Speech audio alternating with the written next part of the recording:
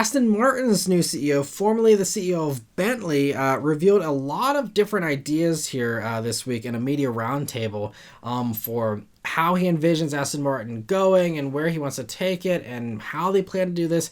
And there's a bunch of different ideas here. It's a lot of information here that he provided. So if you're an Aston fan, definitely stay tuned for all of this because it's really promising. I think he's got a great vision here, and I'm excited to see how it all plays out.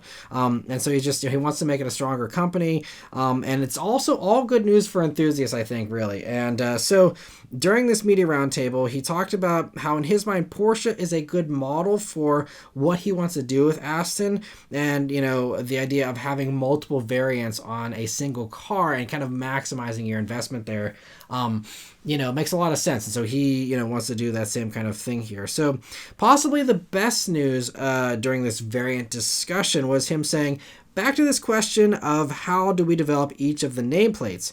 Which direction do we take them? Sportiness and real purist sports car experience, we need a manual.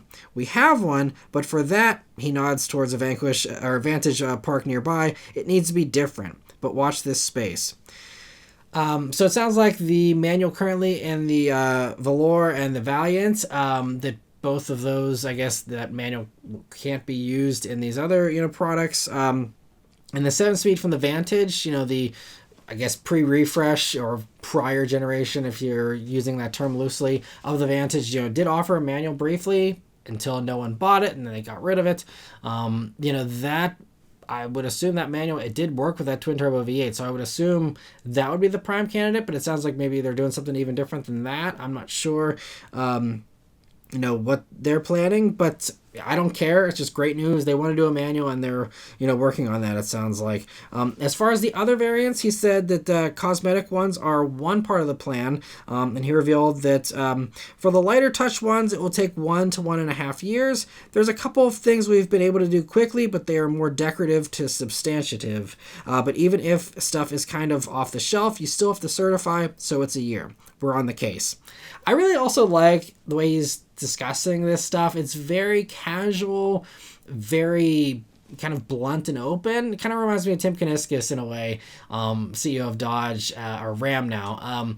That's I like them kind of being very open about this.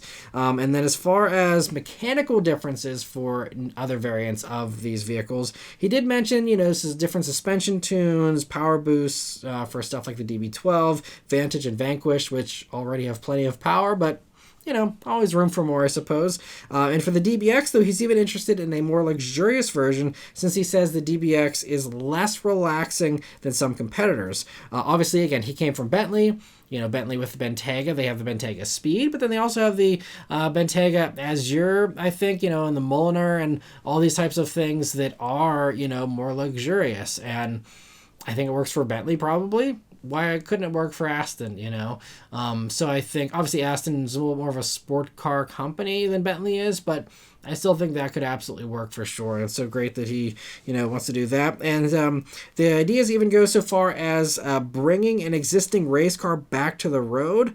And my guess for that is maybe making Vantage GT4 road legal and doing something really hardcore like that.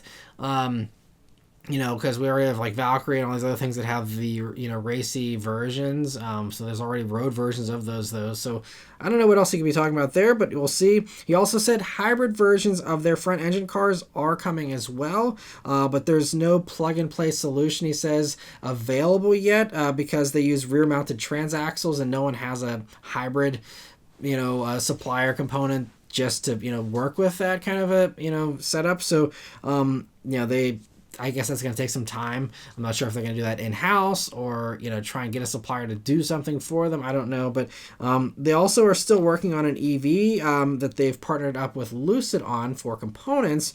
But he said, we still have the first battery electric vehicle in this decade in the next 5 years. But instead of trying to get as many as we can over the next 5 years, it'll be one. And obviously, that falls in line with one, buying preferences of exotic car buyers, which don't seem very interested in EVs in general, and also, again, the relaxed nature of the regulations all around the world, it seems, here for the rest of the decade.